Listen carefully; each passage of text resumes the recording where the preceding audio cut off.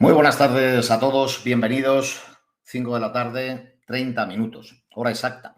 La hora en la que nos convocamos en esta nueva cita en torno al webinar de Recurra Ginso. ¿De qué vamos a hablar? Pues ya lo saben ustedes, si son más de 700 los que tenemos hoy con nosotros, lo cual es un auténtico placer, un honor y voy a utilizar una palabra que no uso mucho, pero para mí personalmente un auténtico orgullo. Vamos a hablar del cuidado de la salud mental en el acogimiento de menores. Antes de comenzar, lo de siempre, tengo que hacer alguna puntualización, recordar que este webinar está enmarcado dentro de la campaña Recurra Ginso. Una mente sana empieza precisamente en la infancia, tema específico de hoy, y continuamos un año más para concienciar sobre la importancia del cuidado de esa salud mental infanto-juvenil, ofreciendo estrategias, recursos a los adultos que conviven habitualmente con niños y adolescentes. También para normalizar acudir al psicólogo, que no se nos olvide, ¿eh? No es fácil, pero se conciencia cada vez más sobre la importancia de cuidar tanto el cuerpo como la mente de niños y adolescentes. Es decir, lo que decimos cada webinar, prevenir desde la infancia. Vamos a intentar, en la medida de lo posible, evitar así males mayores después. No es tan difícil, créanme. Una mente sana empieza en lainfancia.es. Con esa dirección, ahí tienen todo, lo de hoy, lo de ayer y, sin duda, lo de mañana. Este webinar en concreto va a reflexionar, como les decía, sobre la importancia de cuidar esa salud mental, de fomentar el desarrollo de los jóvenes que residen en centros de protección de menores. Es ya el sexto de los 7 que está desarrollando la campaña Una mente sana empieza en la infancia. En el anterior tuvimos oportunidad, recuerdo, muy someramente de reflexionar sobre la relevancia del apego en el desarrollo de la inteligencia emocional y las reacciones socioafectivas. Y un último apunto. Señalarles que para hacer más atractivo el debate pueden enviarnos ya, a partir de ahora, ya les veo que están todos empezando a estar activos sus preguntas, mil gracias, estoy viéndolo en el chat. Vamos a intentar que sean genéricas, pero pueden ser también para un ponente en particular, simplemente con dirigirse a él. Yo intentaré en la medida de lo posible moderar ese chat y al final recuerden la encuesta de satisfacción que nos ayuda mucho, muchísimo. A ver si hoy conseguimos 700, por ejemplo. La valoración nos es de gran ayuda, de verdad. Quiero aprovechar para mandar, si me lo permiten, es un minuto, un saludo muy especial hasta Brasil. Aproveitamos esta oportunidade para enviar unha calurosa saudação a nosos amigos do estado de Bahía, en Brasil. Especificamente a Regina Afonso, directora xeral de Fundac, Fabiana Buriti, directora adjunta, Emilson Piau, asesor especial, e todo o persoal que traballa no Centro da Comunidade de Atendemento Socioeducativo Bandelino Nogueita Neto, na cidade de Vitoria da Conquista, que a Ginso administra. Y me permito mandar desde aquí un beso muy fuerte. Hasta allí, hasta Brasil. Vamos a entrar sin más dilación en los bloques. Vamos a irnos al primero de los temas que ya nos está esperando. Un primer bloque donde los expertos, les adelanto, van a abordar la importancia de acompañar a los jóvenes que residen en centros de protección de menores, tanto en su desarrollo educativo, emocional, social, formativo, laboral, como en su evolución personal. Patricia Gómez es pedagoga y directora del Centro de Acogimiento Residencial de Menores Magallanes, de Ginso. Patricia Gómez, muy buenas tardes y bienvenida a este sexto webinar de los 7. Ahí tenemos a Patricia. Hola, Patricia. Hola, muy buenas tardes. Patricia, que la tenemos en Madrid, que nos va a contar, si no me equivoco, si no me corriges, cómo afectan las características psicosociales en el desarrollo de los menores en acogida.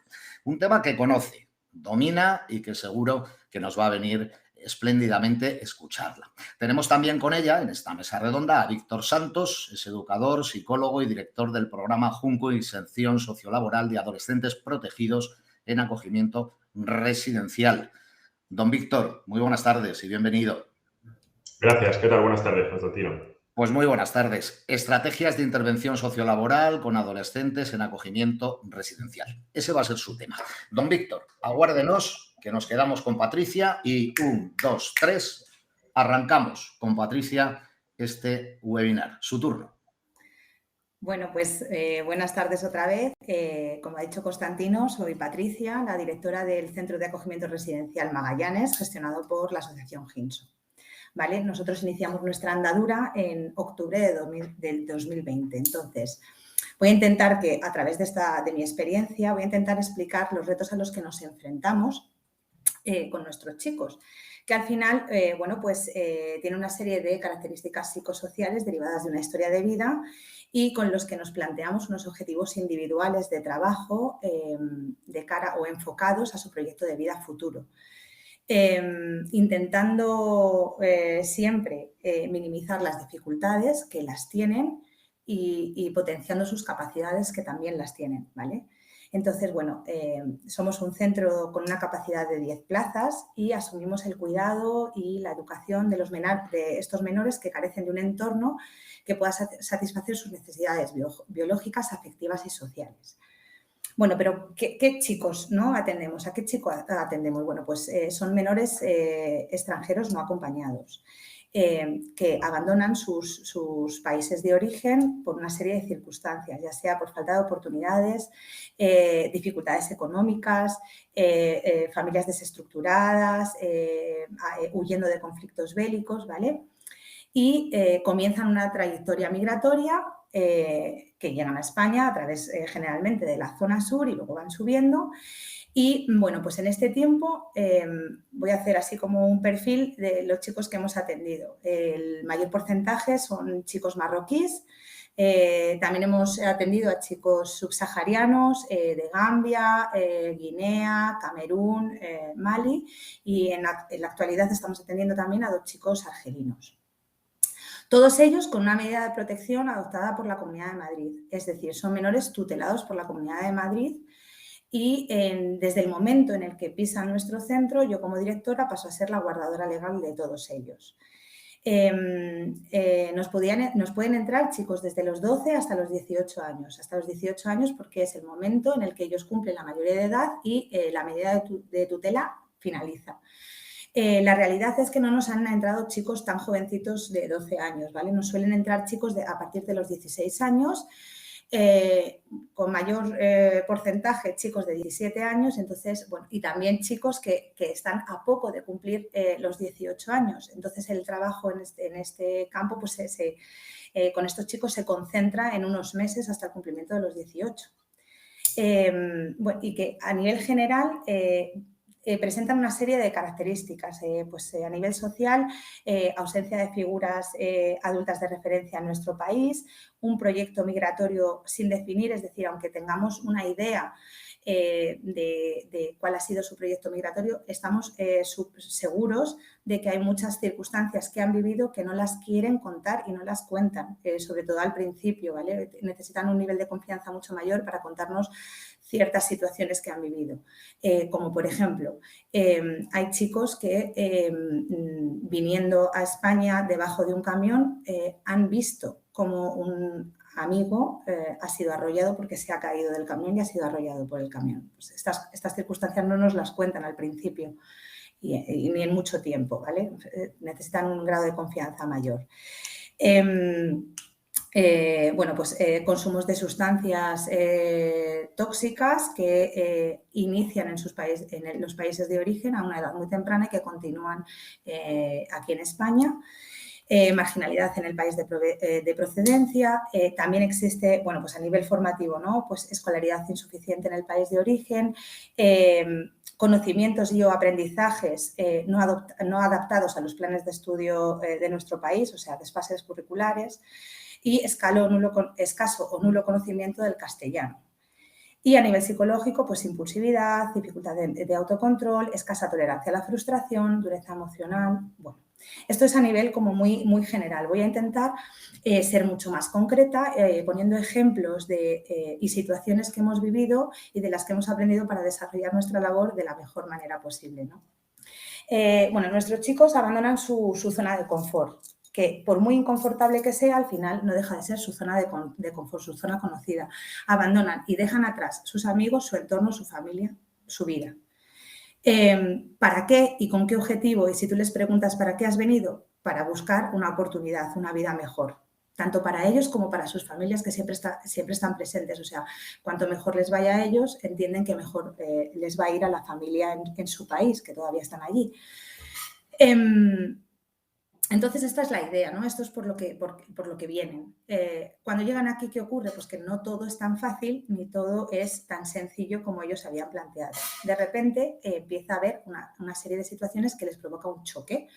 Por ejemplo, una vez llegan a España, comienzan a estar en centros de acogida.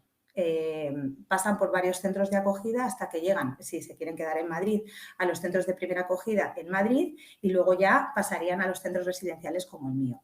Estos contextos de repente son estructurados, es decir, tienen que adaptarse a una serie de normas de convivencia, a los horarios, a una serie de límites y de situaciones de civismo, que a lo mejor no es el mismo, no entendemos el civismo igual aquí que en sus países. Entonces, todo esto se aprende y es necesario inculcarlo, que aprendan a convivir en sociedad, en nuestra sociedad, entendiendo ciertas cositas que a veces les resulta difícil, ¿no?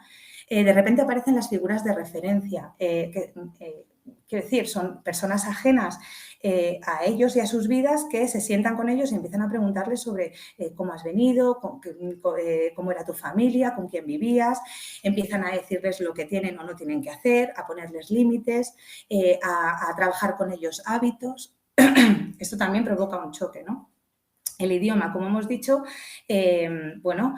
además de la hermeticidad que ellos presentan, hay una barrera idiomática que hay que ir rompiendo. Y a veces no es cuestión de que no sepan, no pongan el nombre a las cosas, que es difícil, es que no lo saben, no conocen el idioma como para tener una comunicación fluida y natural, ¿no? Y luego las expectativas con las que vienen, ¿no? Es necesario reajustar las expectativas. Ellos vienen con una idea formativo, laboral, documental y son adolescentes, o sea, valoran mucho el cortoplacismo, o sea, necesitan una respuesta rápida y a veces las respuestas rápidas no existen. De hecho, muchas veces no existen. Se trabaja la paciencia, ¿no? El espera, tranquilo, paso a paso, vamos a hacer esto, hasta llegar al objetivo. Entonces, a todo esto se le añade pues que han vivido situaciones duras durante su niñez y circunstancias poco adecuadas a su edad, ¿no? Y les han hecho duros emocionalmente. No saben gestionar las emociones, entonces, por poner un ejemplo, reprimen la tristeza. Y no es que no la sientan, la sienten, echan de menos a su familia, ¿no? Por ejemplo, y se sienten tristes porque están solos y se sienten solos. Pero lo convierten en rabia, que es mucho más llevadera. Y además, si la rabia la focalizas en un tercero, pues también es más llevadero que la tristeza. El uso de sustancias tóxicas pues, es una consecuencia a la falta de un hábito de ocio saludable desde la niñez, pero también es una forma de que la vida sea un poco más digerible, ¿no? Y se olviden de algunas situaciones y de algunos problemas que tienen.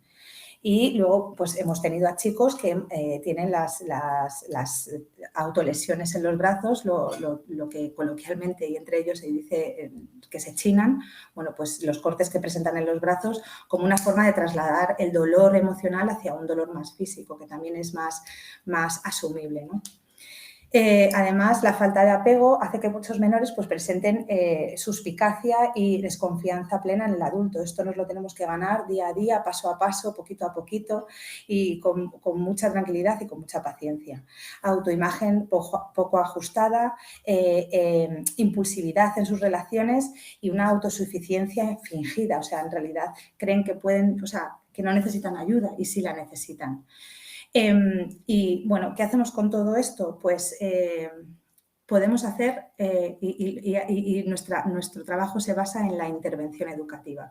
La única forma de romper las barreras es a través de la intervención, de hablar con ellos y de que ellos, de que nos noten y que nos sientan como una red de apoyo siempre. Ahí estamos, sujetándoles, ¿vale? Esto no significa consentir, decir que sí a todo, darles todo de forma inmediata y darles respuestas desde la pena, desde el pobrecito con lo que ha vivido, fíjate, pues es normal, no. invertimos invertimos este discurso y intentamos darles la capacidad que tienen. Si has superado todo esto, tira hacia adelante y estamos ahí para ayudarte en el camino, pero tira hacia adelante. Perdón. Y entonces, pues eso, que hay que invertir ese discurso del pobrecito, ¿no? Y desde el centro, ¿no?, a través de los profesionales, se dan respuesta a todas las necesidades que presentan los chicos, tanto de salud, formativas, laborales, documentales. Pero es necesario, como he dicho, las expectativas, hacer un reajuste de expectativas y en ocasiones necesitamos el apoyo de personas, por ejemplo, Víctor, mi compañero Víctor del programa Junco, nosotros le llamamos, decimos, necesitamos que desde otro contexto que no sea el residencial reajustemos las expectativas de este chico y le enfoquemos ante el proyecto, un proyecto realista, ¿no?, a sus circunstancias. Todas las dificultades emocionales existen, están ahí, pero nosotros no contamos con un psicólogo dentro de la plantilla, entonces es necesario derivarles a recursos externos y también a nuestros compañeros de la Clínica Recuerda que nos ayudan a hacer una valoración inicial a través de un test de personalidad y un test de inteligencia, nos ayudan a dar un enfoque al chico, pero se necesita y es necesario la voluntariedad del chico para esto. Y esto es muy, muy difícil porque existe un choque cultural y ellos interpretan ir al psicólogo como no necesito ir al psicólogo porque no estoy loco. Y esto es muy, muy, muy complicado y es necesario sentarnos con ellos mucho, mucho, mucho para que al final terminen accediendo a ir a terapia. En la actualidad tenemos a 2 chicos que están yendo a terapia, pero esto no es fácil y ya os digo que es una situación pues, de mucha intervención, de mucho diálogo con ellos.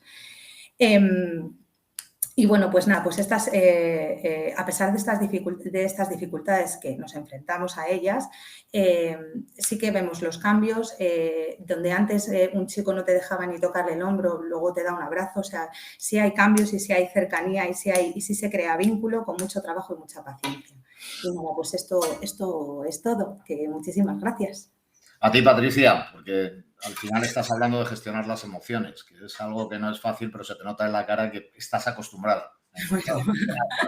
Y que de ese no tocar el hombro al abrazo, pues hay un trabajo importante entre medias, que es el que hacéis vosotros diariamente. Por alusiones, saludo a Víctor Santos. Y si te parece, le escuchamos. Luego nos vamos al turno de preguntas. Víctor Santos, que les decía que es educador, psicólogo y director del programa Inserción Sociolaboral de Adolescentes Protegidos en acogimiento residencial y que nos va a hablar sobre esas estrategias precisamente de intervención sociolaboral con adolescentes en acogimiento residencial. Así que, Víctor, a partir de este momento, su turno y a gestionar emociones. Le escuchamos. Estupendo. Venga, pues vamos a intentarlo. Bueno, en primer lugar, agradeceros la invitación. Cuando Cristina me llama y me comenta la posibilidad de participar, la verdad es que es una temática tan amplia, ¿no?, y la que nosotros manejamos en protección, ¿no?, de menores y también tan especializada, que bueno, me venían muchas cosas a la mente. Así que al final me he decantado por hablar fundamentalmente de lo que hacemos, ¿no? Me parece que es interesante entre los profesionales que podamos reflexionar y debatir qué hacemos y cómo lo hacemos. Por eso la propuesta un poco, que va a ser una pincelada, un poco por la duración de esta webinar, va a ser una pincelada sobre las estrategias de intervención sociolaboral. Tengo un catarrazo importante, así que os pido disculpas si en algún momento toso, tal, bueno, la voz ya tengo un poco tomada, así que, bueno, que lo tengamos en cuenta. Antes de dar esta pincelada sobre las estrategias de intervención, a mí sí que me gustaría, a mí me ayuda a contextualizar, o sea, necesito un poco de contexto para que se entienda, ¿no? ¿Por qué un programa de inserción sociolaboral, que es un programa que pertenece a la Dirección General de Infancia, Familia y Natalidad, que trabaja en el acogimiento residencial de menores protegidos, ¿por qué lanzamos una propuesta de que chicos entre 16 y 18 años necesitan trabajar, ¿no? Y es necesario que se incorporen al mundo laboral para poder realizar lo que nosotros definimos este proceso de transición a la vida adulta? pues es necesario darle contexto, porque a los chicos y chicas que residen en casa con sus familias de 16 a 18 años no es habitual proponerles que trabajen como medio para poder acceder al mundo adulto. Entonces, el contexto a mí me parece que es fundamental para entender nuestra propuesta. Y me gustaría comentar los 3 elementos de este contexto que creo que son nucleares. Uno tiene que ver con el motivo de la tutela. ¿Por qué los chicos y chicas, niños, niñas, adolescentes ingresan en el sistema de protección y la entidad pública toma una medida de protección, una tutela, una guarda sobre ellos? Estamos hablando de que son chicos y chicas que han experimentado en su biografía experiencias de negligencia parental, abuso, maltrato, dificultades o falta de los padres de ejercer el rol parental cuando son adolescentes, toxicomanías de los padres, es decir, situaciones o un poco el dispositivo que dirige Patricia de chicos adolescentes que emigran de forma autónoma, menores extranjeros no acompañados, ¿no? Que tienen ese proceso migratorio, tiene un impacto muy claro en su desarrollo. Bueno, estos motivos de tutela, ¿no?, hacen que nuestra población, que los chicos y chicas que nosotros atendemos, son una población muy vulnerable, es una población que está en riesgo psíquico, ¿no? Y esto, sin duda, estos motivos por los que se les tutela, estas experiencias biográficas, tienen un impacto en su desarrollo.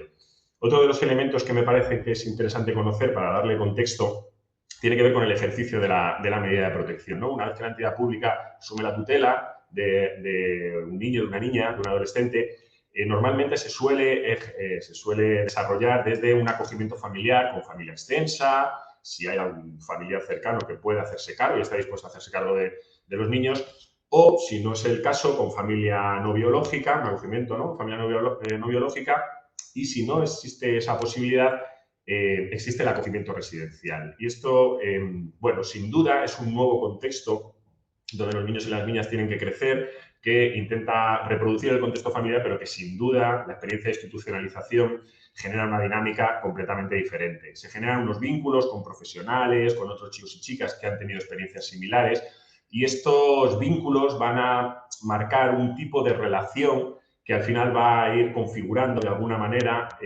pues el desarrollo de los chicos, ¿no? Una manera de estar y de cómo estar en el mundo, ¿no?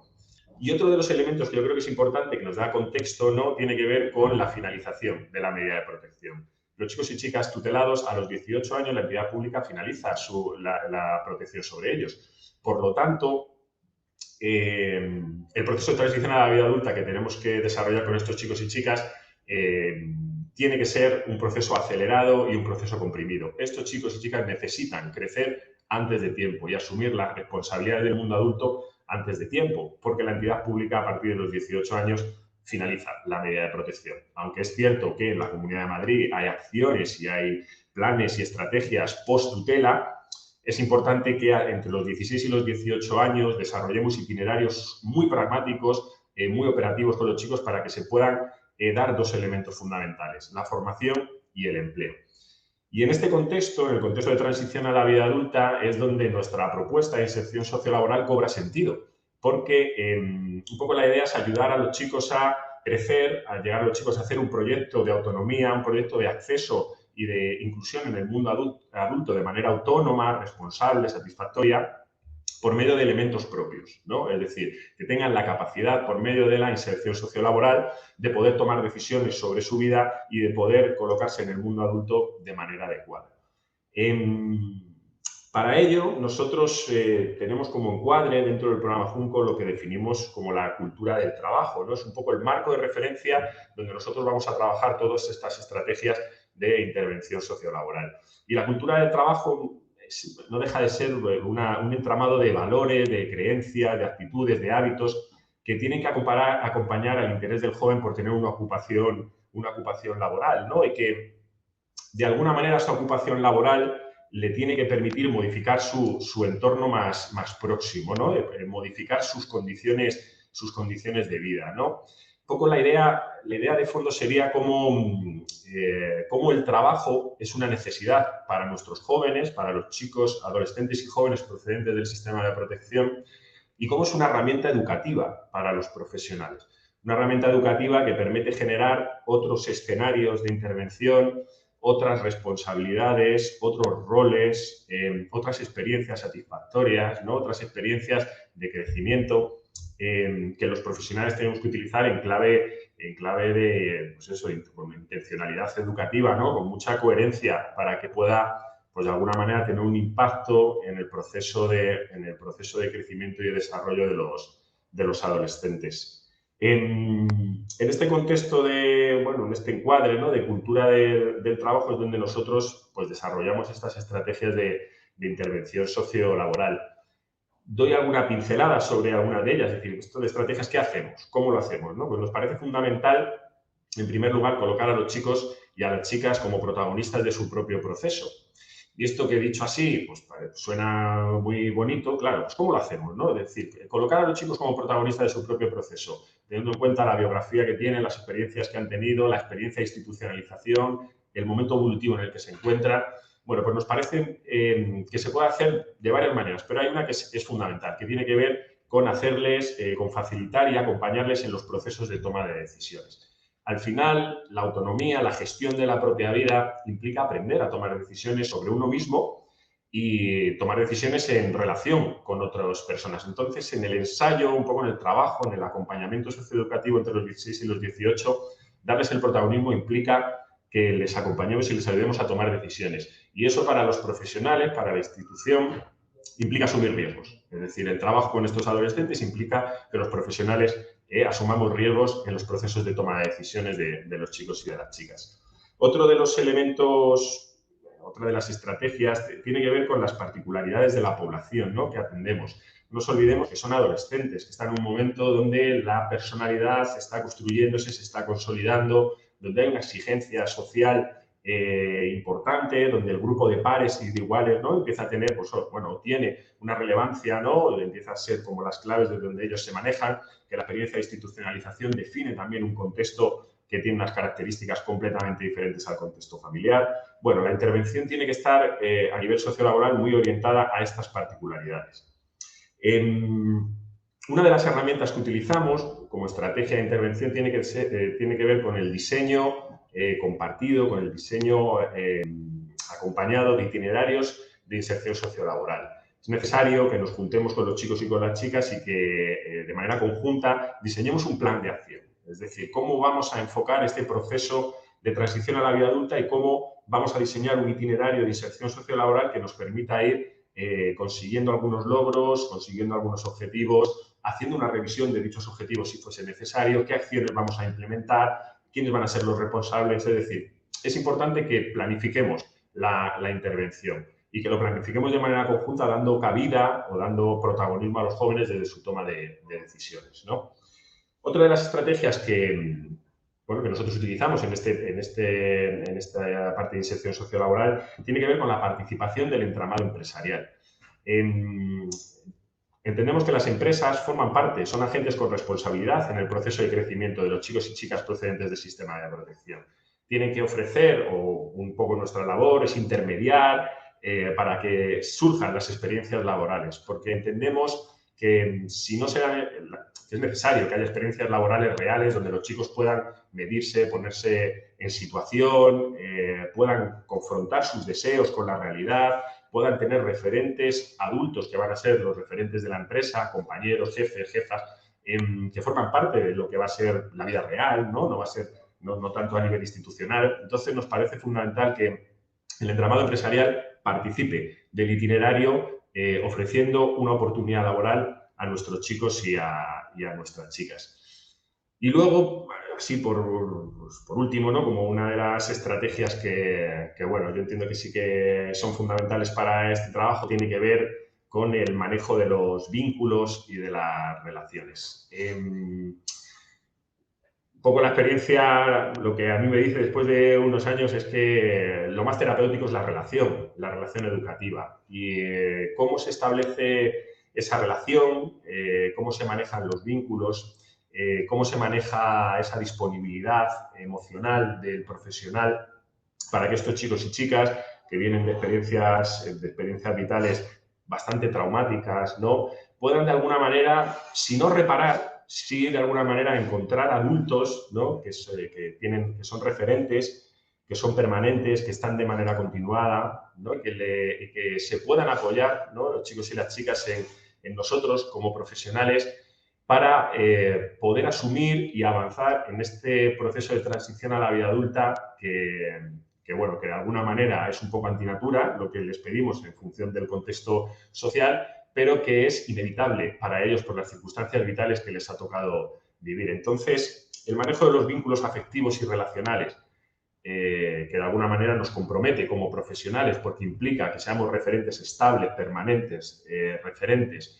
Bueno, pues creo que es uno de los elementos más potentes a nivel terapéutico, más potentes a nivel de cambio y que sin duda es una de las maneras, o la manera en la que los chicos van a poder avanzar y crecer en este proceso de hacerse adultos. Bueno, esto sería un poco una pincelada, así muy por encima sobre las estrategias de intervención sociolaboral con los adolescentes procedentes del sistema de protección. Muchas gracias, Víctor. Hemos aprendido, como siempre, un montón, ¿no? Quítate el micrófono, Víctor, si eres tan amable, para dar paso también a Patricia y luego entramos ya directamente en el turno de preguntas. Patricia, cuando quieras, 1, 2, 3, te esperamos aquí en pantalla. Mira, Víctor, estaba viendo algunos de los comentarios que se estaban haciendo dentro del chat. Dice, mi pregunta es para Víctor, ¿hay casos de adolescentes en acogimiento que decidan continuar sus estudios fuera del centro? Sí, por supuesto. Es decir, yo creo que en este sentido la institución y un poco las acciones post-tutela tienen que estar orientadas a favorecer cualquier proceso que quiera seguir el chico o la chica, y aquellos chicos que de alguna manera quieren continuar con su formación, sin duda que tiene que haber elementos de apoyo para ello. En la Comunidad de Madrid existen elementos objetivos que apoyan estos procesos, pero es necesario... No es exclusivo, no es una reflexión sobre formación o empleo. Es una reflexión sobre que los chicos vayan haciéndose cargo de que su proyecto de vida de alguna manera tiene que ser algo más acelerado que el de la población que no ha tenido estas dificultades o estas experiencias. Y para ello la inserción sociolaboral es un elemento que permite esa toma de conciencia.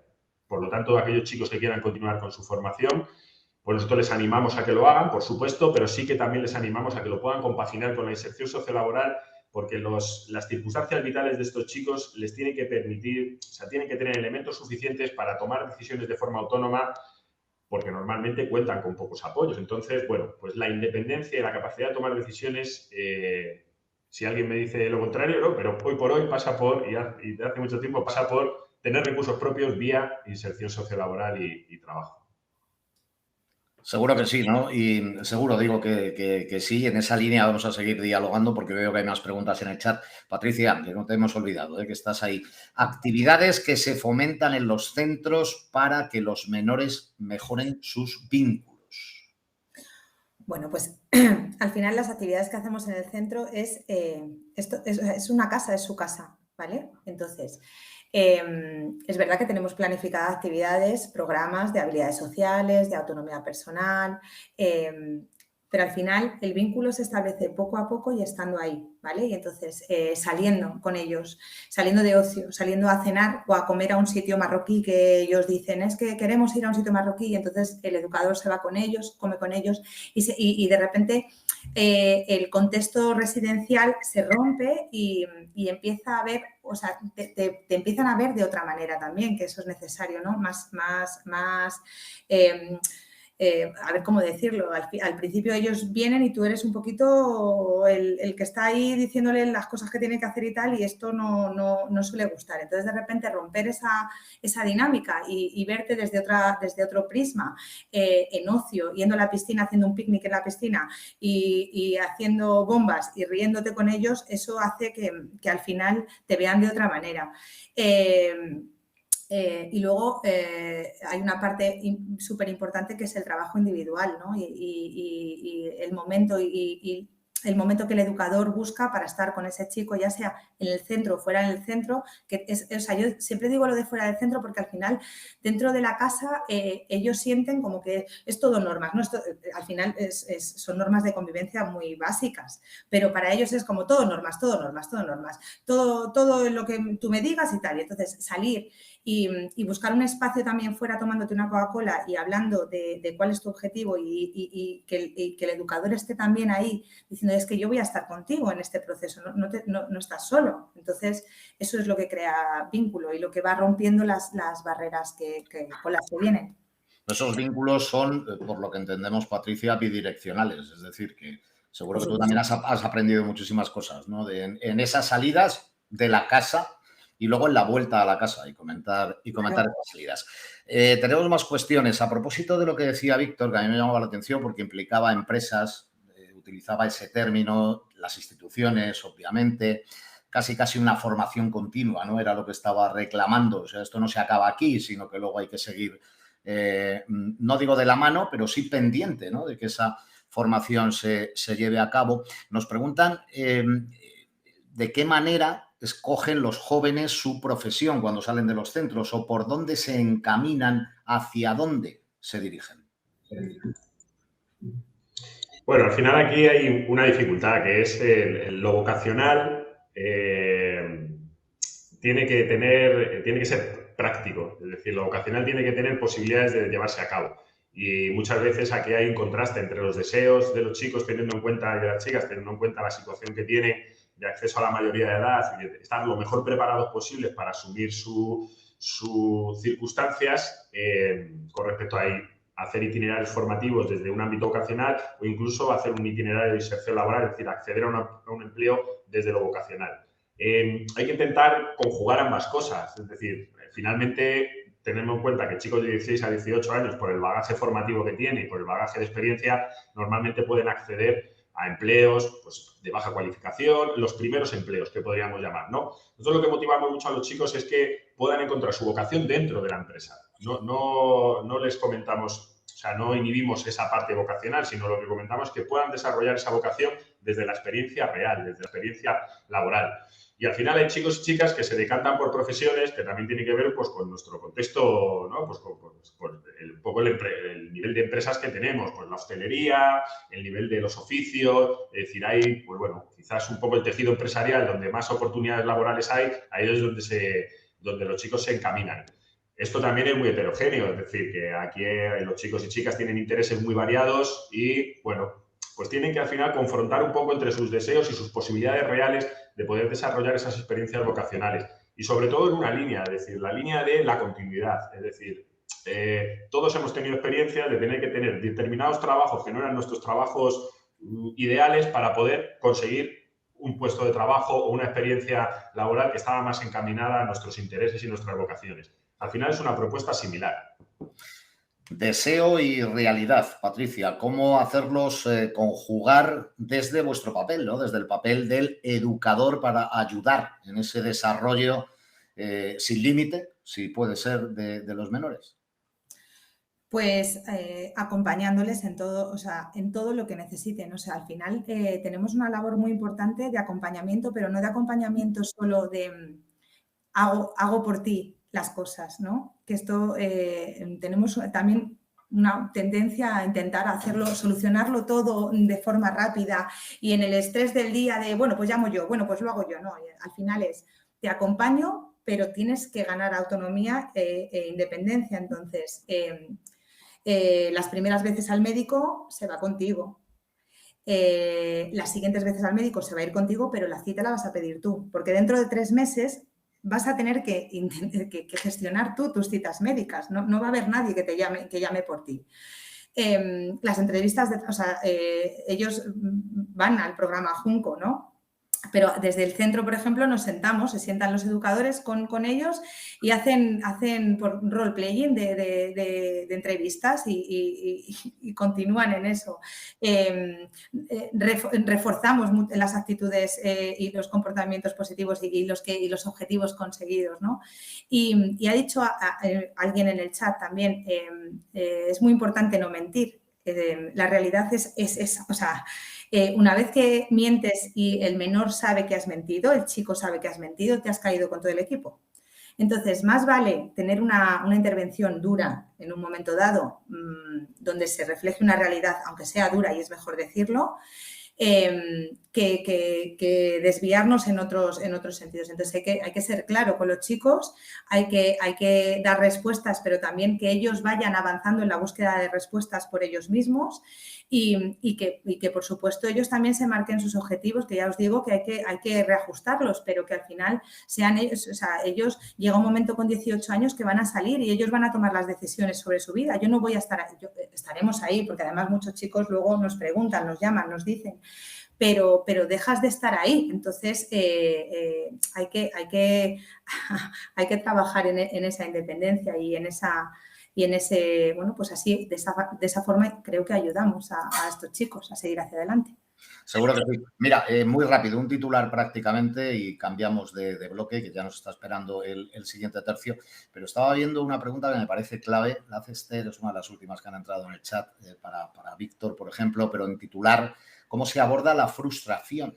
Es decir, porque claro, decimos, estos chavales quieren, hablábamos del deseo y de la realidad, pero no siempre lo consiguen. Clave, ¿cómo se ejecuta a partir de la frustración si se produce el seguir caminando con los pies en el suelo? Dale, Patricia. Dale, Víctor, a ver. Mira, yo creo que la frustración lo que hay que hacer es es afrontarla. Es decir, la frustración no hay que evitarla. La frustración es inherente a nuestra experiencia propia y los chicos hay que educarles en la frustración, evidentemente en una tolerancia adecuada a la frustración. Y eso se hace, pues no sé, es complicado explicar cómo se hace, pero yo creo que uno de los elementos es hacerlo acompañado. Es decir, si yo me frustro y estoy solo, esa frustración me lleva a otra situación que probablemente sea de más riesgo a nivel psíquico, a nivel personal, a nivel social. Si yo me frustro y estoy acompañado y tengo un referente adulto que me contiene, que me sostiene, que emocionalmente me comprende, empatiza conmigo, pues esa frustración no dejo de experimentarla, pero la coloco de otra manera. Entonces, nosotros animamos y de muchas veces incluso, bueno, pues entendemos que la frustración se tiene que dar, las crisis se tienen que dar, los conflictos se tienen que dar, pero son elementos de crecimiento. Si están acompañados, sobre todo bien acompañados por profesionales emocionalmente estables. Abro. Sí, Patricia. Pues nada, que es eso, o sea, no se puede controlar la frustración. O sea, al final frustrados nos hemos sentido todos en algún momento. O sea, esto forma parte. Yo el primero. Claro, forma parte de nuestra vida y al final aprendemos también de esas frustraciones, ¿no? Y de cómo llevarlas. Son adolescentes, las frustraciones no lo llevamos. O sea, yo no reacciono ahora mismo igual que reaccionaba ante una frustración con 16 años, no es lo mismo. Entonces, son adolescentes, probablemente su pico sea mayor, es más alto, ¿no? Y entonces, bueno, pues estando ahí. O sea, al final el pico alto lo tienen, el pico alto y el portazo te lo llevas. Bueno, pues cuando vuelves me siento contigo. Y no te voy a solucionar la situación que te ha hecho frustrarte, porque a lo mejor en este momento no tienes solución, pero estoy aquí contigo y entonces a lo mejor mañana vemos otro camino y otra forma de afrontar esto. Eso es lo que hacemos, básicamente.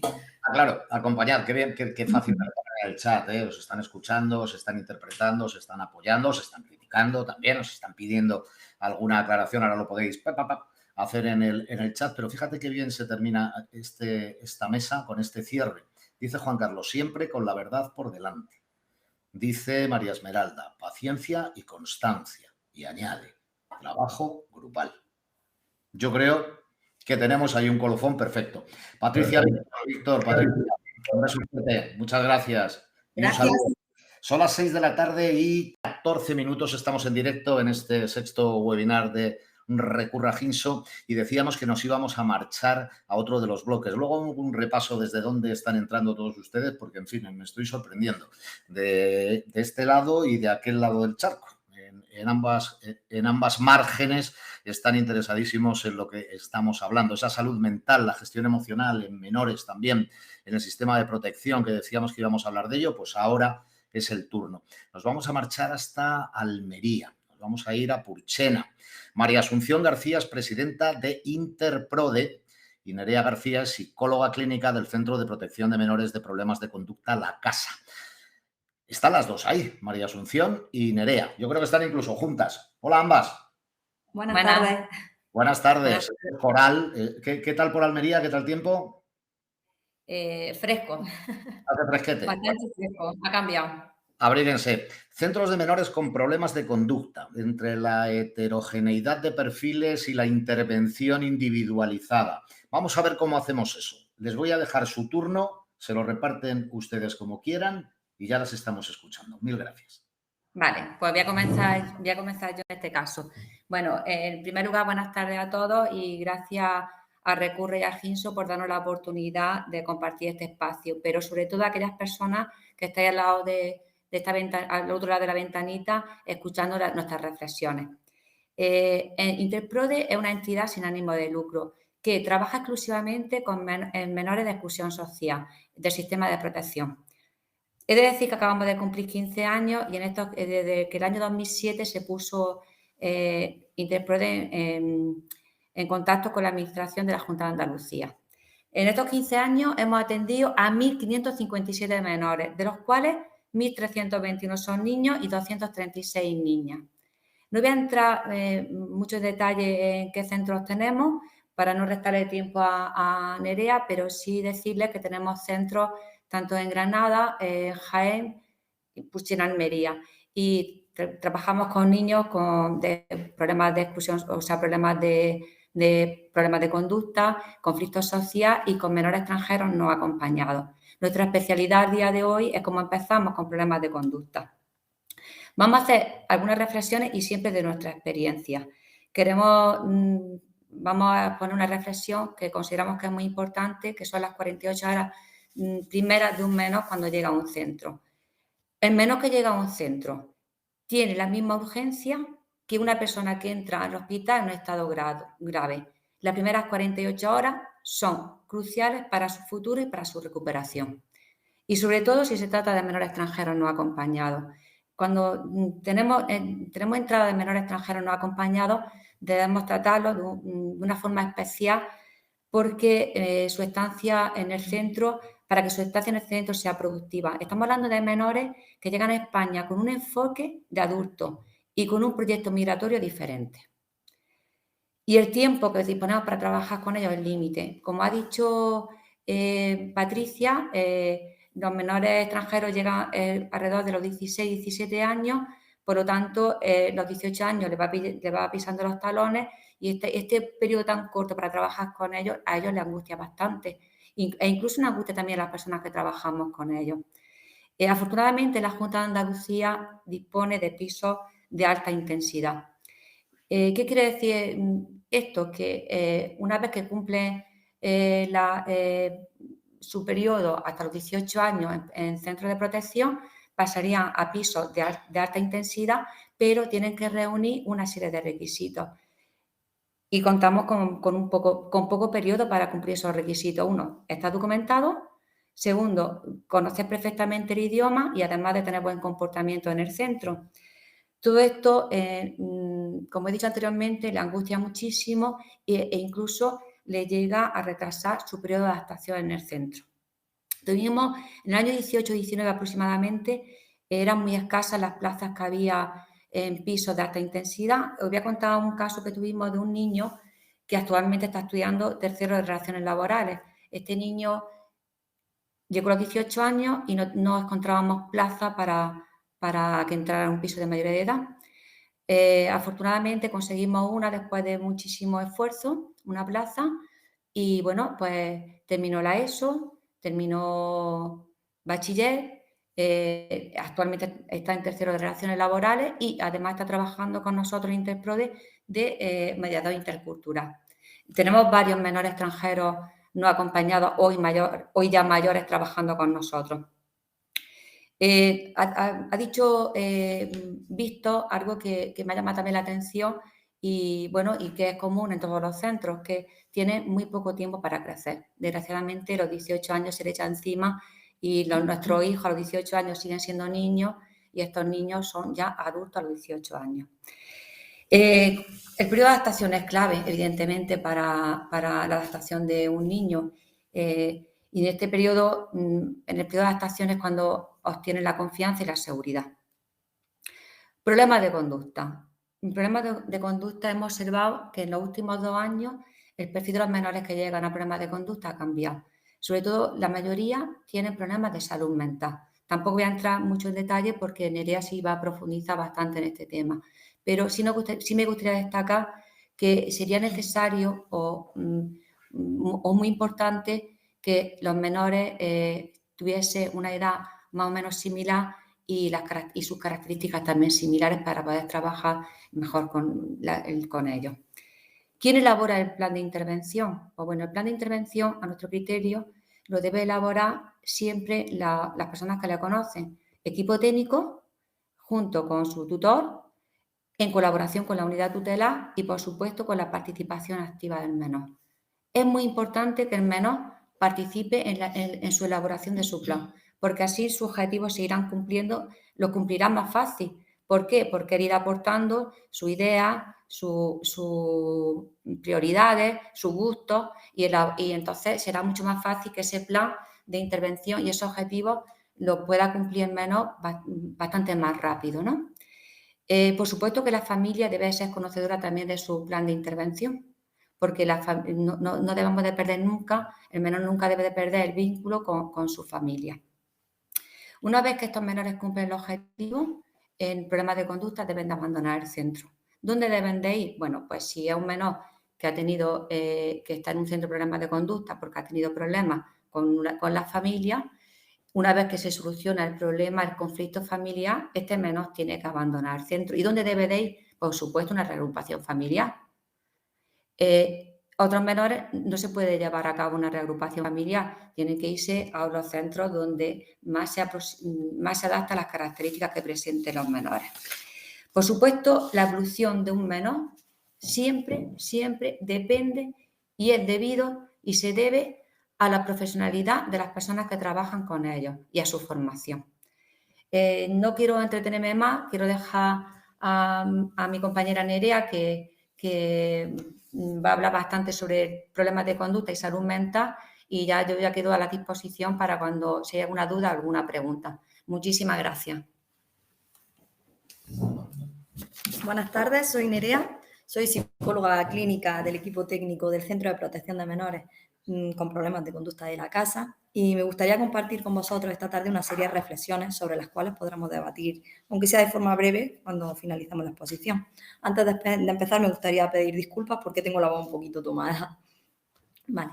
Si echamos la vista atrás en el tiempo, observamos una clara evolución del perfil de los menores que tenemos en este recurso, ya que donde al principio teníamos menores menores muy conflictivos, con una clara conducta antisocial, actualmente podemos encontrar menores derivados por una patología psiquiátrica, en ocasiones aún sin un diagnóstico claro ni establecido.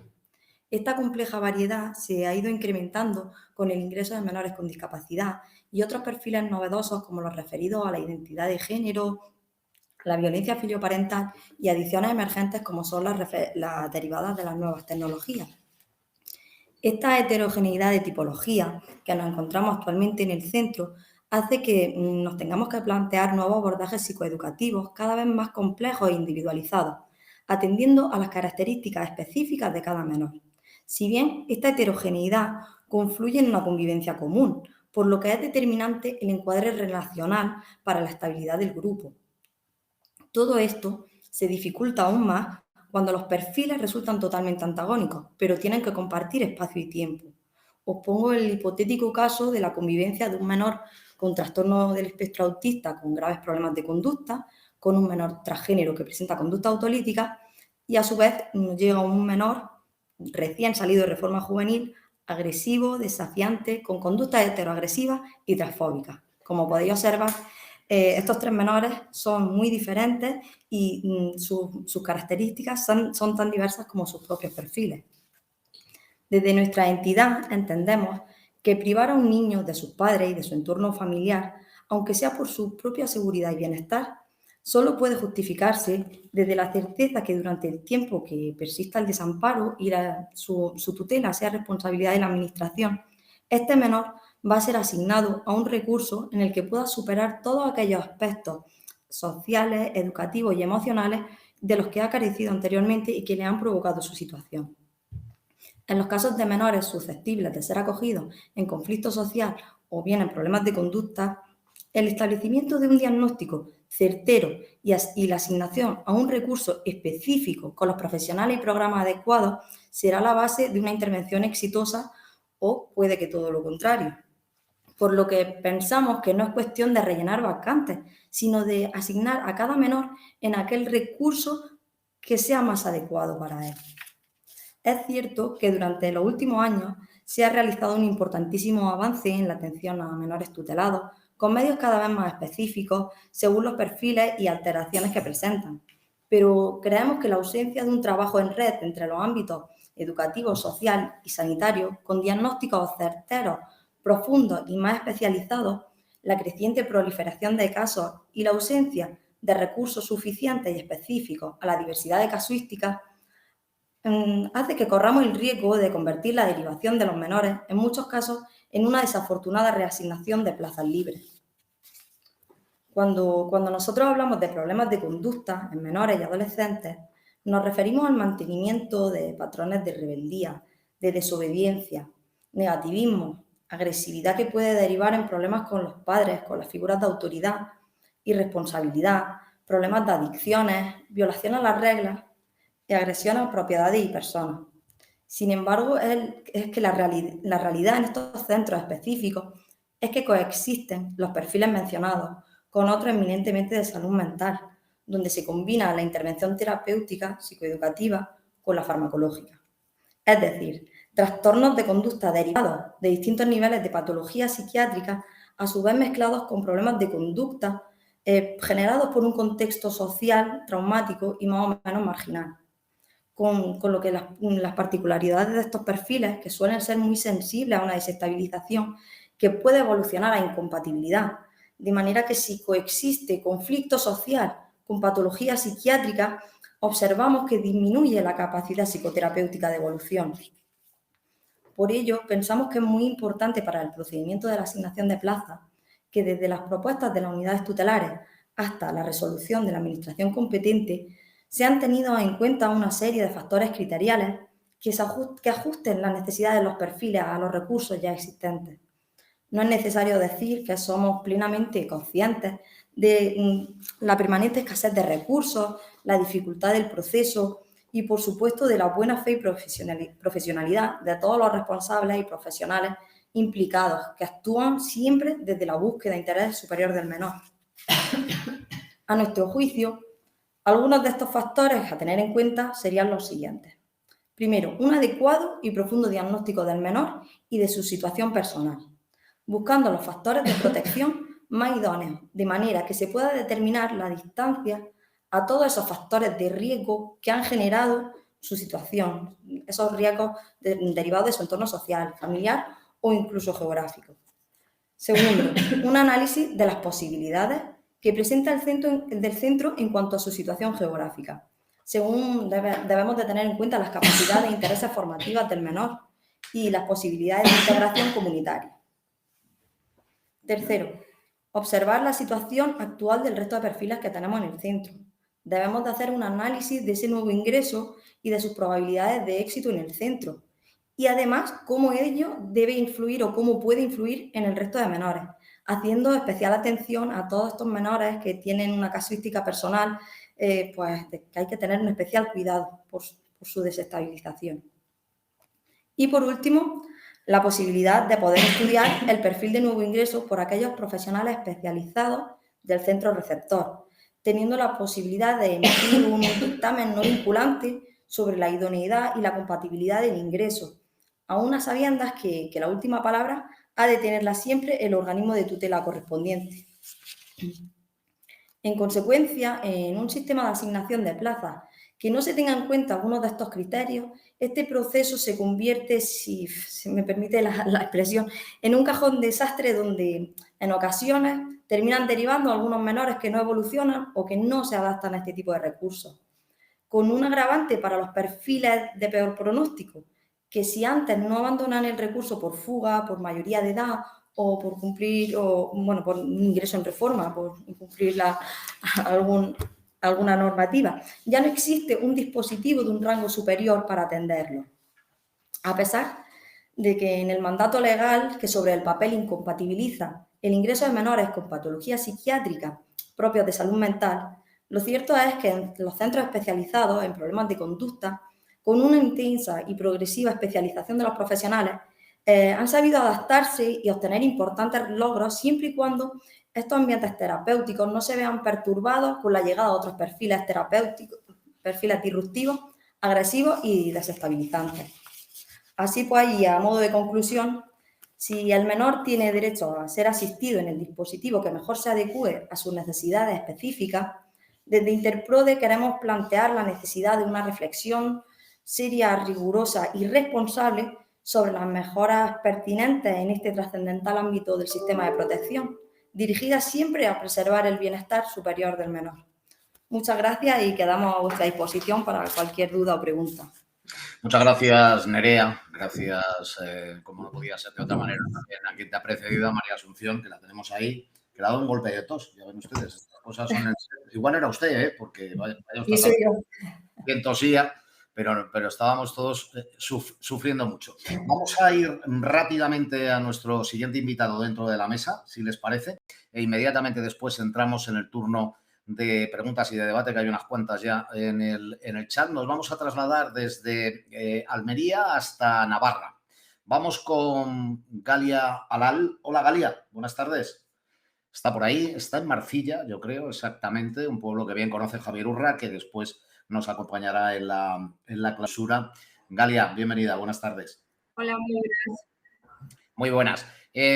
Mediadora. Se me oye, ¿no? Sí. Mediadora comunicativa, integradora social, coordinadora del Centro de Observación y Acogida para Menores Extranjeros No Acompañados Marcilla de Ginso. Y ella va a abordar en esta exposición un tema que está ahí latente también en el chat: menores extranjeros no acompañados, dificultades para desarrollar una correcta gestión emocional. Es decir, otra vez, las emociones y la gestión de esa situación. Así que, Galia, gracias, su turno. Vale, buenas tardes, mi nombre es Galia y ejerzo actualmente de coordinadora en el Centro de Observación y Acogida de COA Marcilla. Aprovecho este webinar sobre el cuidado de la salud mental en el acogimiento de menores para tratar las dificultades a nivel emocional que suelen presentar los menores extranjeros no acompañados, las problemáticas añadidas derivadas del proceso migratorio y las carencias de los recursos de acogimiento residencial a la hora de trabajar aspectos emocionales. Comenzaré exponiendo las principales características del recurso donde desarrollo mi labor educativa. COA Marcilla es un recurso residencial que busca prestar atención a aquellos jóvenes migrantes no acompañados que llegan a la Comunidad Foral de Navarra. A nivel general, podemos afirmar que se trata de un espacio de acogida y cuidados básicos, donde el cual se realiza un diagnóstico de las necesidades de cada menor y se elaboran estrategias de intervención individualizadas. Antes de profundizar en determinadas cuestiones que pretendo abordar, me gustaría realizar una aproximación acerca de lo que es el concepto MENA y de algunas características de especial relevancia de este colectivo. Por un lado, según el Alto Comisionado de las Naciones Unidas para los Refugiados, se trata de todos aquellos niños y niñas o adolescentes menores de 18 años que se encuentran fuera de su país de origen y que están separados por ambos padres o de la persona que por ley o costumbre les tuviera a cargo. Atendiendo a la propia realidad que plantea el concepto MENA, se hace indispensable la contemplación de este colectivo como sujeto de protección y de especial vulnerabilidad. Por otro lado, podemos afirmar que la mayoría de estos menores proceden de países africanos, con edades comprendidas entre los 13 y los 18 años, con un nivel educativo básico o nulo, y que el inicio de su viaje migratorio se debe a la pobreza, la falta de oportunidades, la destructuración familiar, la desprotección institucional y la persecución en sus países de origen. Es por lo que los problemas emocionales que puedan presentar estos menores no se deben estrictamente a una situación concreta, sino más bien a un proceso mediante el cual afrontan una serie de dificultades. Es decir, Por un lado, nos encontramos con la propia ansiedad, el miedo y la desconfianza e incertidumbre que sufren desde que deciden abandonar el hogar hasta que llegan al país de acogida. Asimismo, este acontecimiento supone para el menor un momento traumático, ya que significa para ellos una ruptura con lo conocido y tener que adaptarse a un nuevo contexto desconocido. Es decir, supone dejar atrás a familiares y amigos, una lengua, la cultura, la propia tierra, además de enfrentarse a riesgos físicos en la propia travesía, al fracaso del proyecto migratorio, incluso a no poder regresar, etc. Una vez que consigan superar lo que es el propio viaje migratorio y llegan al recurso de acogimiento residencial, siguen padeciendo una serie de emociones que en la mayoría de las ocasiones llegan incluso a sobrepasarles, ya que llegar a una cultura nueva y diferente implica un ajuste psicológico y una adaptación sociocultural. Una vez que el menor ingresa dentro del propio recurso de acogimiento residencial, sigue padeciendo una serie de dificultades similares, por ejemplo, al propio proceso de acogida, que es cuando pasan a formar parte de una unidad convivencial distinta a la familiar. También es cuando comienzan a conocer a profesionales y al resto de iguales. Y luego nos encontramos, por otro lado, el propio proceso de valoración, también por el que tienen que transcurrir, que es la fase en la que se identifica realmente al menor y la valoración de su propio proceso. También se elabora valora lo que es la propia adaptación a la dinámica residencial y, por otro lado, también suele haber presencia de lo que son las barreras comunicativas y culturales, una habituación a la normativa, rutina y aspectos socioculturales, el desconocimiento del funcionamiento del recurso o del contexto acogedor, la falta de confianza en los agentes que intervienen en el proceso y etc. Cuando los menores no son capaces de adaptarse al contexto residencial, usualmente las conductas más habituales que se suelen dar como manifestación de esta falta de integración son el comportamiento violento del menor en el centro, en menor medida, conflictividad con el personal del centro con los menores de otras nacionalidades, actuaciones vandálicas hacia las instalaciones o bienes del recurso e incluso abandono del que más se da con mayor frecuencia entre estos menores. Asimismo, hay que destacar que también se puede observar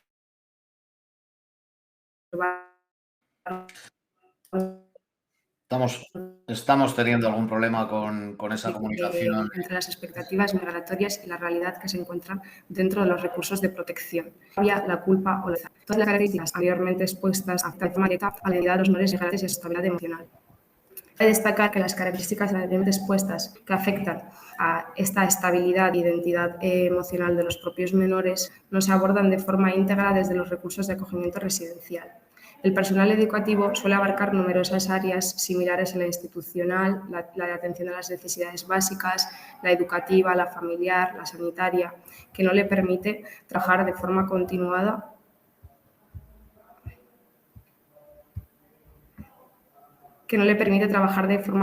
lo que es el propio área emocional.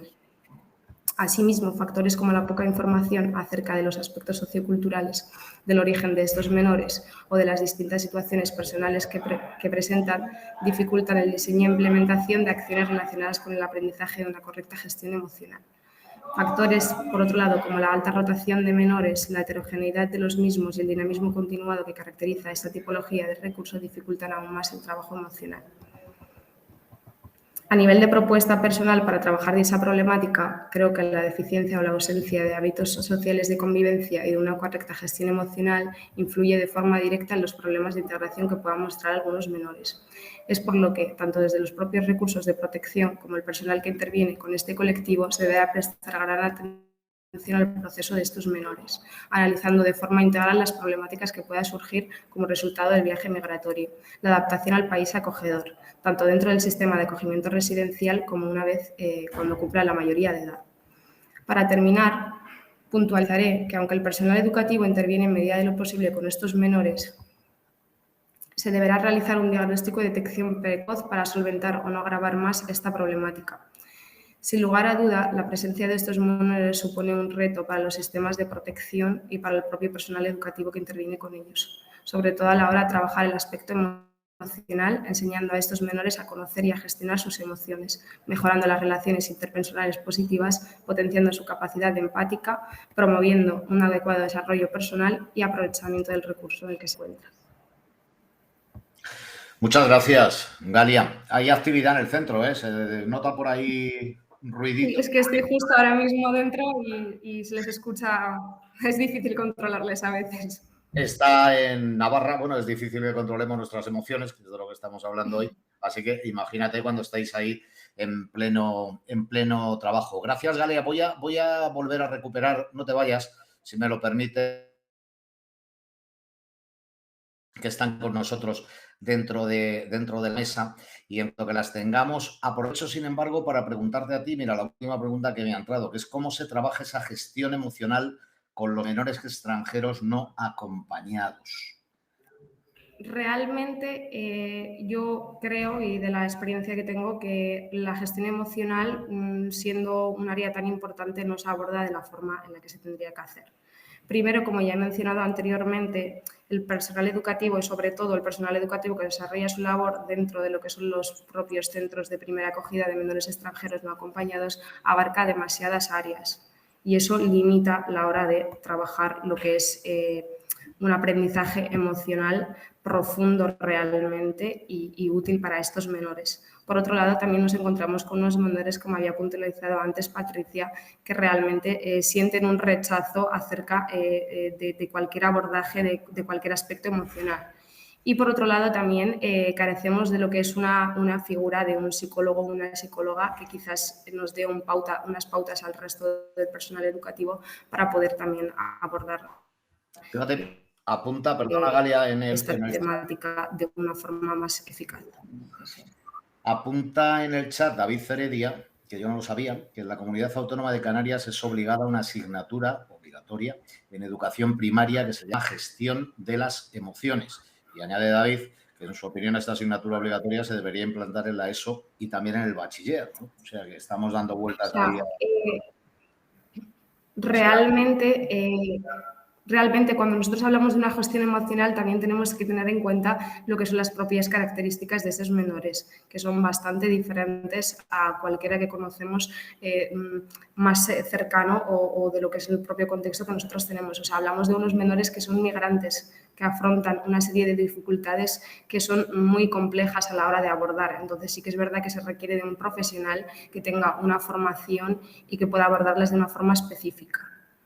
Volvemos a Almería, porque tenemos algunas preguntas aquí pendientes. Volvemos, por lo tanto, de Interprode, que están viéndolas a ambas, a Asunción y a Nerea.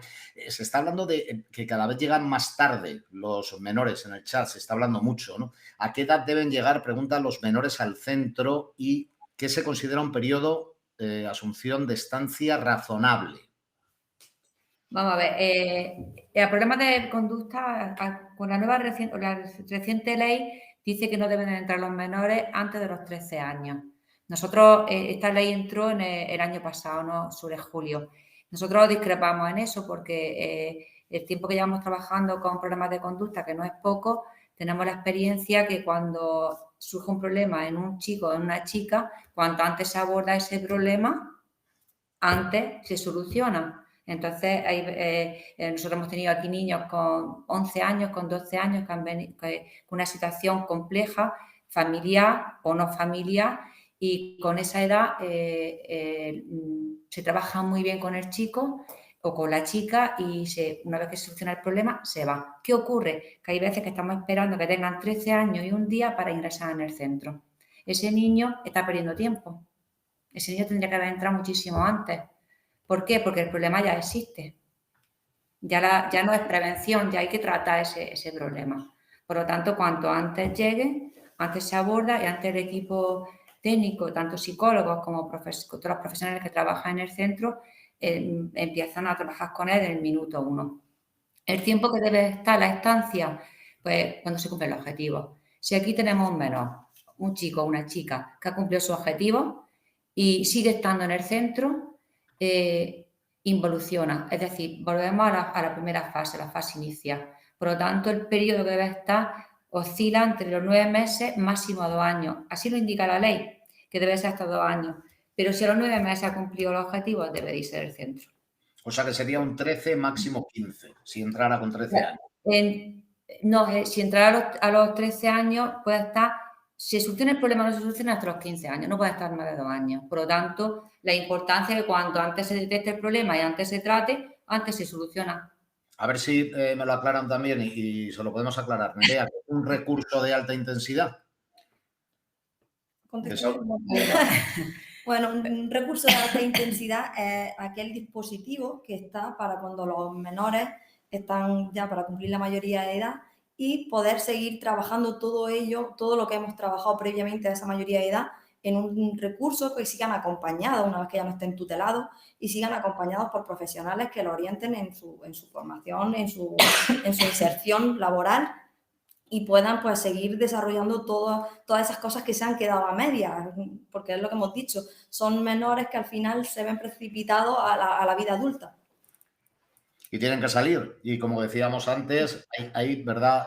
Asunción que establecer unos criterios, entiendo que de control a posteriori, de seguimiento más que de control. Efectivamente, porque cuando aquí en Andalucía afortunadamente contamos también contamos con media intensidad, pero media intensidad se lleva también dentro de los centros hasta los 25 años, pero los pisos de alta intensidad, aunque cuando los menores están en los centros les produce muchísima angustia porque si no cumplen esos requisitos no pueden entrar, ¿no? Pero una vez que obtienen la plaza, ellos van a seguir estando acompañados, tanto en la fase, van a seguir con su itinerario que han iniciado anteriormente en el centro de protección y van a seguir con un acompañamiento tanto en la área formativa como laboral. Si no existieran estos pisos de alta intensidad, tendríamos un grave problema aquí en Andalucía. ¿Por qué? Porque muchos de los niños estarían en la calle, directamente estarían en la calle. Entonces, actualmente tenemos plazas. Hubo una época muy compleja en la que no había ni una sola plaza, que tanto los niños como las personas que trabajamos con ellos pasamos tiempos muy complejos y muy difíciles porque sufríamos porque no teníamos esa plaza. Y de hecho, no sé si debo decirlo, pero nosotros hemos mantenido niños aún siendo mayores de edad en el centro 7 u 8 días hasta que han tenido la plaza, ¿no? Siempre poniéndolo en conocimiento de la administración, que no se debe hacer, pero para evitar que esos 7 u 8 días este niño en la calle. Si dejamos un niño con 18 años en la calle, durante esos 7 u 8 días tendrá que comer. ¿Qué hace? ¿Roba? Yo robaría. No lo quisiera, porque estaría a disposición de tener que, lo que decíamos al inicio de la conversación, ¿no? Es decir, su preocupación familiar, saber intentar buscar un sitio mejor donde poder anclar su futuro para poder ayudar también a esa familia de la que se acuerdan. Mira, precisamente, Galia, volvemos al centro, si es posible, porque estoy viendo la imagen de Galia congelada, pero nos decía dificultades que se encuentran los menores extranjeros no acompañados cuando salen de los centros. Muchísima dificultad. Galia. ¿Se me oye o...? Sí. ¿Se oye? Te estás congelando, pero es que en Navarra hace frío. La realidad es que, por ejemplo, yo podría hablar de los menores que salen de lo que es el contexto de primera acogida, que es el centro de primera acogida de Coa Marcilla. Entonces, hablamos de menores que realmente están durante un proceso de valoración que suele durar cerca de 90 días o 3 meses. Y a partir de allí es cuando son derivados a un recurso residencial prolongado, que es donde suelen estar hasta que cumplen la mayoría de edad. No obstante, lo que sí que se suele apreciar y las dificultades que suelen presentar estos menores suelen estar más relacionadas con una incertidumbre que viven desde que ingresan hasta que salen al recurso residencial más prolongado. Cuando hablamos de una incertidumbre, me refiero a que desde que ingresan no saben lo que realmente va a pasar con ellos. A pesar de que nosotros intentamos explicárselo, ellos, desde la propia desconfianza que ellos también sienten, muestran una ansiedad y una preocupación y un miedo con lo que va a ser su futuro realmente. Vale, eso es lo que yo más he observado con estos menores. Me preguntan cuál es el mecanismo de revocación del menor a la plaza asignada. Pues el mecanismo que se utiliza... Sí, vamos con Nerea. Nerea, por favor. Vale. Perdón. Pues el mecanismo que se utiliza es durante el periodo de adaptación, si vemos que ese menor no es un perfil de nuestro recurso que no se adapta o que desestabiliza al resto de menores, lo que hacemos es un informe de propuesta que enviamos a su unidad tutelar, a Dirección General y al juzgado para proponer que se derive este menor a otro tipo de recurso que se adecue a sus características. Galia, María Asunción, Nerea, vamos a poner el punto y final, no sin agradeceros vuestra presencia de verdad y mandaros un beso muy fuerte.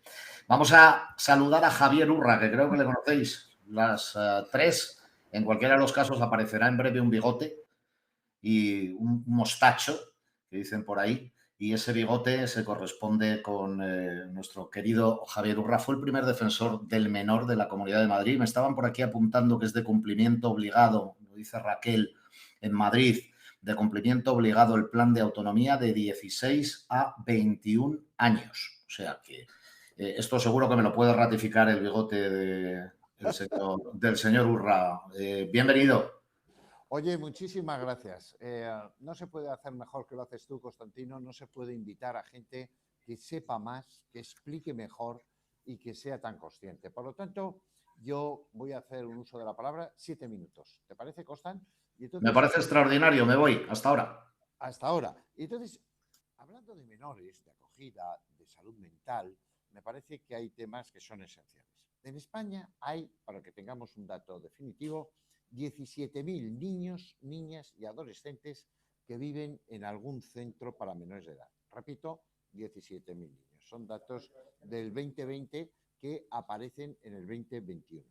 De los menores que entran al sistema, un 73% va a residencias, mientras que el 27% viven con familias. Repito, de los menores que entran al sistema, 73% van a residencias. Mira, año 96 yo tuve el honor de ser el primer defensor del menor en la Comunidad de Madrid, por lo tanto el primer defensor del menor en España, y me di cuenta que, por ejemplo, en Reino Unido había muchísimo acogimiento familiar.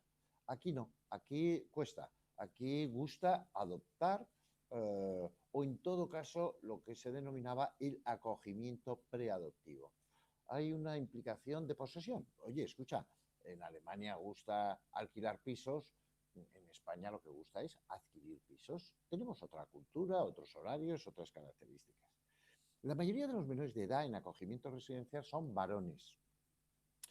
Fijaros que hablamos de 11.325 respecto a 5.666 que son chicas. Y si hablamos del grupo de edad, estaríamos entre los 15 y 17 años. Tengo dicho y escuchado que la adopción son niños hijos del corazón. ¿Y qué ocurre con el acogimiento familiar? Pues aún más, es de una generosidad absoluta. Han hablado profesionales, muchos compañeros y otros no, de Junco, pero de centros que tienen que ver con Hinso y que trabajan también en centros que acogen a niños y nos han hablado del apego, nos han hablado del vínculo, nos han hablado de las normas, nos han hablado de la proximidad, nos han hablado de darles autonomía. A veces chicos que vienen con mucho dolor. Se nos ha expresado esta tarde que a veces han visto a un compañero que cae de un camión y es atropellado y tardan en decirlo. Se nos ha dicho que hay chavales que se autolesionan para que ese sufrimiento emocional se transporte, se transforme a el dolor físico. Son frases muy percutientes. El 50% de los niños acogidos... Javier, aproxímate, disculpa la interrupción, aproxímate el micrófono que lo tienes ahí a la boca y Perfecto. Ahí está, vamos a escuchar. Perfecto. El 50% de los niños acogidos por familias presentan problemas de salud mental 4 veces más que la población infantil general. Y decir, ya no más datos, que en España hay 1.219 centros. Están repartidos por todo el país y se dividen en 2. Centros ordinarios, que son 1.115, y centros para menores de edad con problemas de conducta. A veces, Constantino, a veces, amigas, amigos, oímos problemas en algún centro. Tengo que decir que mayoritariamente el Estado, las administraciones y, desde luego, las y los profesionales se vuelcan, dan lo mejor de sí. A veces no muy bien remunerados, a veces con escasos medios. Quizás hay quien plantee que las residencias no deben de ser una opción. Yo no lo termino de compartir. Ojalá tuviéramos todos para adopción, ojalá tuviéramos todos los sistemas para acogimiento, pero es verdad que a veces nos hace falta temporalmente al menos una residencia.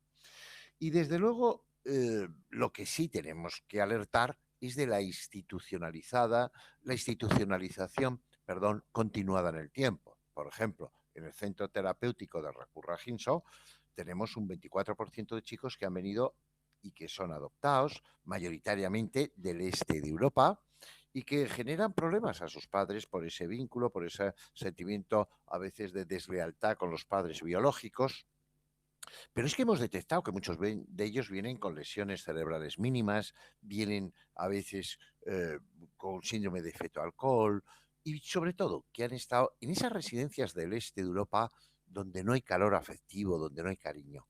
Y es esencial. Lo vemos en los ancianos, lo vemos en los niños. Nos lo enseñó Spies en el primer año de vida. El vínculo, el apego, el cariño. A muchos niños que han sufrido, lo que les salva es el amor. Y un profesional lo que transmite es amor. Y lo que busca es generar autonomía. Y se ha dicho esta tarde, oye, yo te hago esto, pero ya a los 3 meses lo harás tú, porque es la vida, porque esa es tu libertad, ir ganando poco a poco en responsabilidad. A veces, ¿por qué negarlo? El acogimiento se hace crónico. Es importante que el Estado, que la ciudadanía genere una red de apoyo y sobre todo que no haya el riesgo de exclusión social, a veces de la noche a la mañana. Se explicaba muy bien que, por ejemplo, en la Comunidad de Madrid, aunque a los 18 años se acaba la responsabilidad sobre el menor porque deja de serlo, se buscan soluciones. Pero es verdad que a veces dejamos muy indefensos a jóvenes, siendo que nuestros hijos hoy, a los 18 años, no harían lo que hacíamos nosotros, que nos íbamos voluntarios a la mili. Hoy se ha alargado mucho el tiempo de la adolescencia, de la juventud, y debemos de aportar una garantía, una seguridad y, como muy bien decía Víctor, una garantía laboral, de trabajo. Mirar, al final el ser humano se integra por una buena pareja, un buen grupo de amigos y un trabajo, que es lo que te da autonomía. ¿Qué es lo que tienen en común muchos de estos chicos con los que se trabaja en el ámbito de protección? Que son muy vulnerables. Por eso, quienes nos han acompañado esta tarde, quienes nos acompañan, digo, y nos escriben, de esas 700 personas, saben que lo que hay que aportar es bienestar psicológico, valores de convivencia, de respeto, de tolerancia, de cariño. Cuidado con politizar estos temas, cuidado con las ideologías, cuidado con utilizar a los menores que sufren y han sufrido como arma arrojadiza. Creo que, por lo tanto, lo que hay que hacer es lo que podríamos llamar inicialmente una reparación de daños, y desde luego la experiencia de muchos casos nos demuestra que esto se consiga. Creo que hay que luchar para generar un apego fuerte en chicos que vienen con un apego que es debilitado. Muchos chicos a veces se muestran oposicionistas, pero en los centros a veces vemos cómo se nos abrazan, cómo lloran, cómo ríen, cómo duermen con un peluche, porque lo que tienen a veces es desconfianza, es como el perro que le has apaleado, y a veces lo que tienen es miedo. Por lo tanto, eduquémoslos en la capacidad de afrontamiento ante los problemas, en el autocontrol, en la regulación emocional, y regalémoslos lo que hoy nos han regalado en esta magnífica webinar, que es esperanza, que es optimismo, que es mirar a la vida de frente. Me gusta la gente que con 93 años te habla de futuro. Me apenan los jóvenes que ya están quemados, que se sienten viejos. Es por eso que en algunas residencias, que en muchas familias, se da lo mejor para darles el futuro. No son nuestros niños, son los niños del presente y del futuro. Y estas son las palabras, como primer defensor del menor que fui, como director clínico que soy, de este magnífico programa que es Recurra Ginso, quería concluir dando las gracias, Constantino, a ti, a Cristina, a Alicia, a todos los que están detrás para que estas webinars puedan ser, y a ustedes que participan activamente y que podrán ver esta webinar y las que continúen a lo largo del tiempo y transmitírselo a otras personas. Es una gran labor la que se realiza, por cierto, con generosidad y altruismo absoluto de los ponentes, que no nos piden nada, no exigen nada, solo la posibilidad de compartir su mucho querer y mucho saber. Muchísimas gracias. Gracias, doctor Urra. Valores se llama también, y amor y cariño. Y ha dicho usted la palabra futuro, espere, que le emplazo. Bueno, a usted y a todos los demás. Para jueves 15 de diciembre, 7º de los 7 previstos. Burlando, cumplimos ciclo. Y será el próximo 15 de diciembre a las 5:30. A todos ustedes, muchísimas gracias por habernos acompañado. El colofón no lo voy a poner yo, lo he visto por aquí maravilloso, don Javier. Valores, sobre todo valores. Ahí está. Y se puede decir más alto, caballero, pero no más claro. Esto se lo están dedicando a usted seguramente. Estamos justo en las 7 de la tarde. Hora para concluir. Javier Urra, un placer como siempre y muchas gracias por todo lo que hace cada día. Y a todos ustedes, recuerden, jueves 15 de diciembre, técnicas de afrontamiento emocional y el control de la ira y la violencia en niñas, niños y adolescentes. Hasta entonces, sean felices. Y un saludo a Brasil, que empezábamos con ellos, y desde aquí a Bahía. Un beso. Chao.